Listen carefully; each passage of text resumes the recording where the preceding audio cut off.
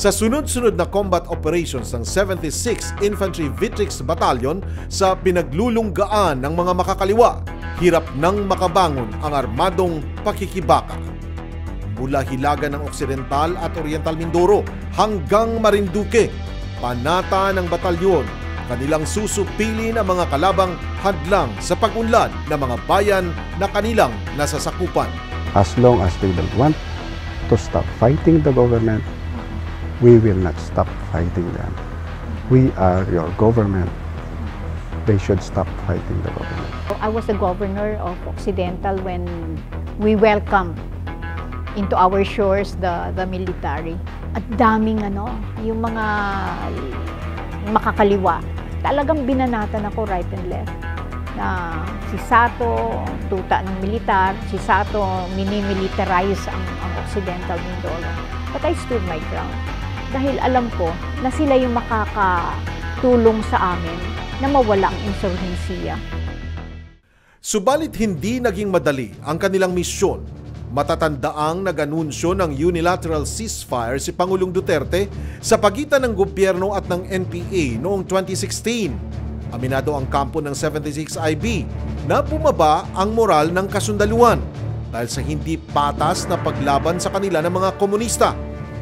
Isa si Lieutenant Buhion sa mga sundalong dismayado sa panlalamang ng mga makakaliwa. Gayunpaman, sa dami ng combat operations sa kanyang nasalihan, kabisado na niya ang taktika ng mga kalaban.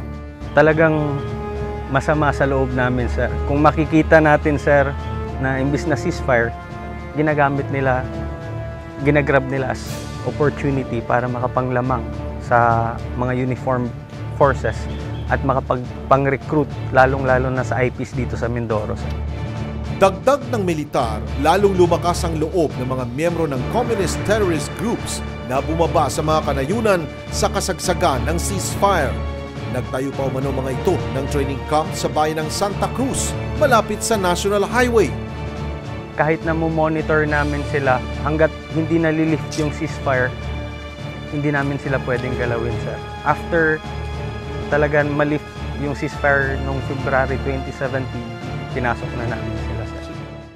Maaaring makita natin sila. Sa kanayunan. Sa bundukan. Hindi tayo...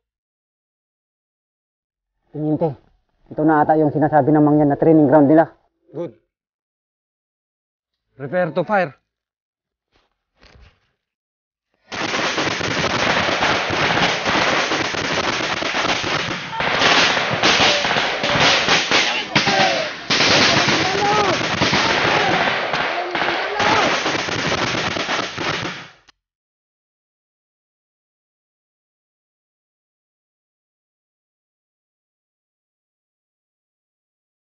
Sa muling pagsabak ng militar sa combat operations, nabawi ng mga ito ang kampo sa sitio Kalibun-Libunan. Napatay sa engkwentro ang isang nagngangalang Kadoji, habang na-recover naman ang 3 IEDs, ilang mga armas at mga subversibong dokumento. Dating guerrilla front YAMI na nag-ooperate sa area of responsibility ng 76IB sa Occidental Mindoro. Napababa ng militar ang guerrilla front YAMI sa Platoon GMT o Platoon Glean Marie Tamboong. Pinamunuan ito ni Antonio Baculo o mas kilala bilang Ka-Floro sa gawaing militar at Eileen Serna o Kapia sa gawaing politikal. Ngunit sa kabila ng paghina ng kanilang puwersa, hindi nagpatinag ang mga lider ng Platoon GMT. Bagkus, mas pinaigting ng mga ito ang kampanya laban sa gobyerno. Kailangang maturuan ng leksyon ng pasimuno sa paglusob sa kampo natin sa Kalibun-Libunan. Maraming nakuhang armas ang mga militar.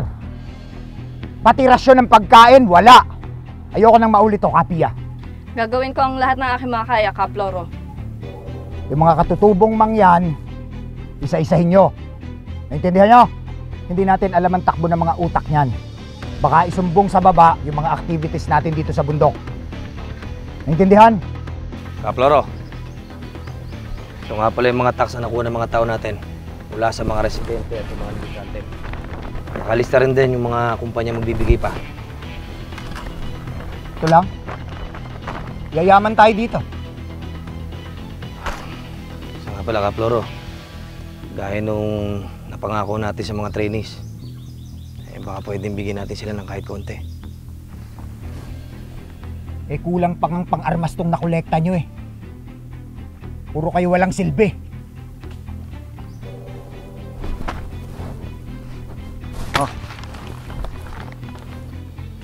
Si Cap Loro, nagpahirap siya ng marami sa mga kababayan natin dito sa Occidental Mindoro.